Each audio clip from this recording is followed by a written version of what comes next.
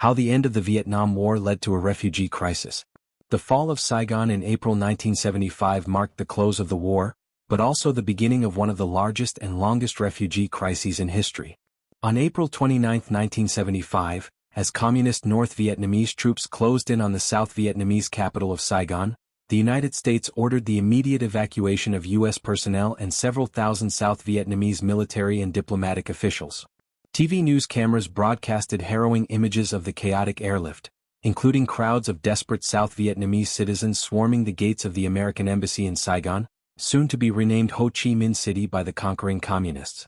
The swift fall of Saigon in 1975 signaled the end of America's failed military intervention in Southeast Asia, but it only marked the beginning of what would become one of the largest and longest refugee crises in history. Over the next 2 decades, from 1975 to 1995, more than 3 million people fled Vietnam, Laos and Cambodia. Countless thousands died at sea, victims of pirates or overcrowded, makeshift boats. The lucky ones made it to refugee camps in Thailand, Malaysia or the Philippines, and more than 2.5 million refugees were eventually resettled around the world, including more than 1 million in the United States. Those left behind faced torture and re-education. In the months following the fall of Saigon, U.S. President Gerald Ford and Congress authorized the evacuation and resettlement in the United States of approximately 140,000 refugees from South Vietnam and Cambodia. But there were many hundreds of thousands more, including former members of the South Vietnamese Army and their families, who faced torture and retribution from the ruling North Vietnamese. A common sight at the end of the war was to see South Vietnamese soldiers burning their uniforms, making sure they had no affiliation with the military whatsoever, says Phuong Tran Nguyen, a history professor at California State University, Monterey Bay, and author of Becoming Refugee American, The Politics of Rescue in Little Saigon. South Vietnamese intellectuals and other potential enemies of the revolution were rounded up and shipped off to re-education camps, which were really forced labor camps designed to break the will of the South Vietnamese and indoctrinate them with communist ideologies.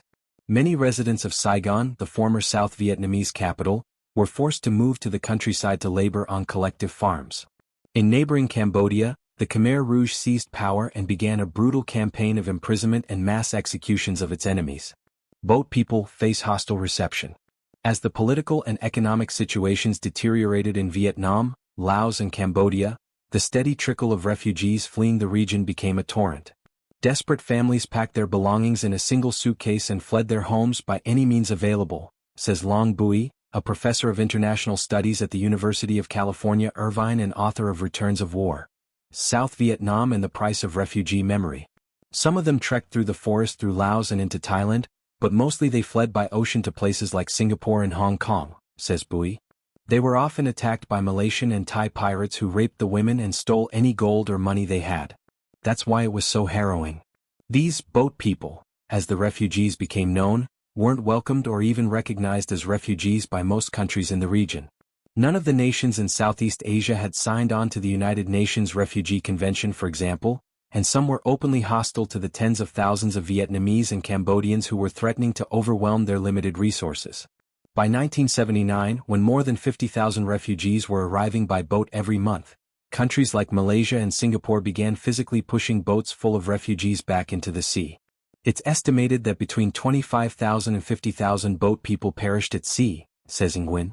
They were out for days without almost any food or water, and a lot of the women and children couldn't swim. Life in a refugee camps.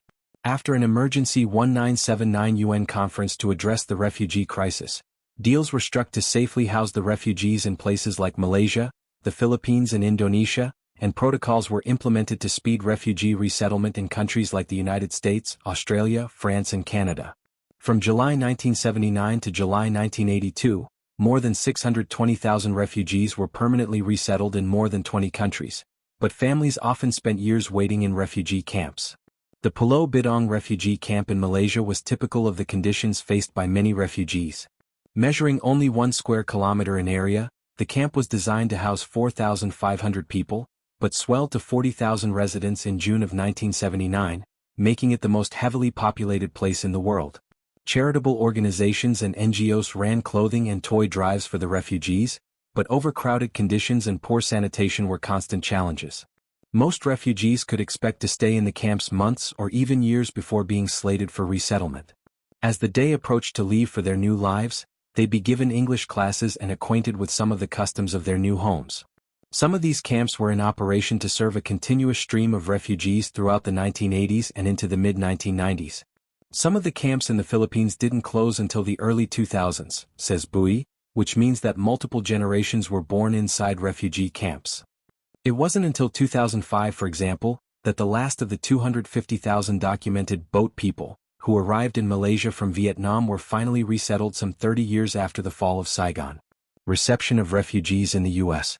Refugees from Southeast Asia were resettled in the United States in waves. The first wave arrived in 1975 as part of President Ford's initial 140,000 evacuees.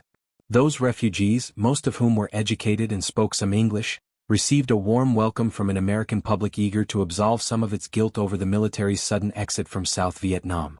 The second wave of refugees, which began arriving in the United States in 1978, received a colder reception. These were the so-called boat people, generally poorer and less educated, with a large contingent of single men.